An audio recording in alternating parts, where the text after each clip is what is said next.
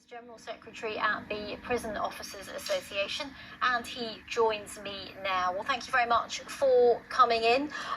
What is your reaction to what's happened, this manhunt? Well, look, I mean, the media coverage of this has been extensive. From our perspective as a trade union, we don't want to see anybody escape from prison at all. I note with interest here that the Prime Minister's office has said there's no plans to have an independent inquiry into this. I think there should be, because I think the independent inquiry, if there was one into this escape, would understand the difficulties that my members at Wandsworth are absolutely facing, not just yesterday, but on a daily basis, from short staffing levels to inexperience. They got rid of experienced staff with horrific budget cuts between 2010 and 2015. I think this is a wake-up call for government, and I actually think now they need to engage. Got a good relationship with Alex Chalk, actually, Secretary of State. We've been telling Alex Chalk we can't go on like this with the short staffing levels that we've got.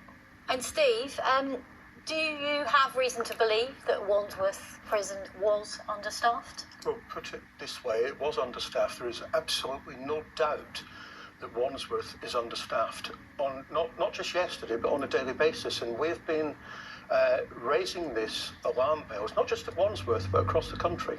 They're sending 300 people on a daily basis on detached duty to plug gaps around the system because they can't retain staff. They just can't they can recruit staff. So let me give you an example. Last year they recruited over 4,000 prison officer grades and they retained 750. So the attrition rate is awful. But why, Steve? I think there's a multitude of things. I think the advertisements that go out are misleading.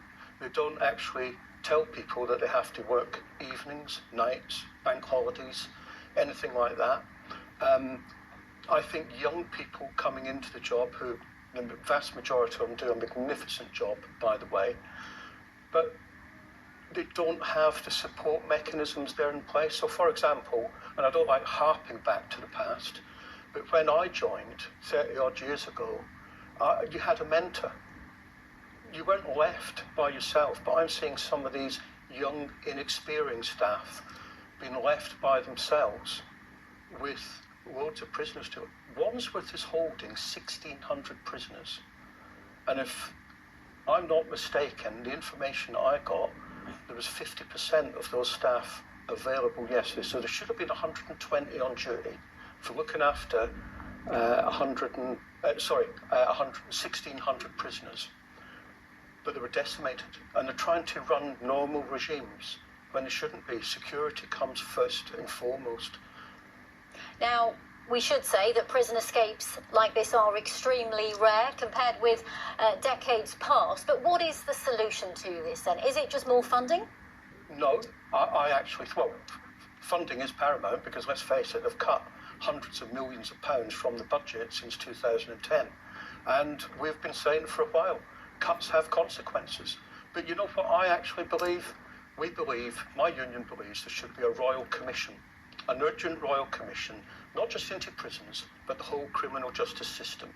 You can't be slashing police numbers, you can't be slashing courts and closing courts, and then have a backlog. The system is in crisis, and my members are picking up the pieces from poor policies. That's the reality of things.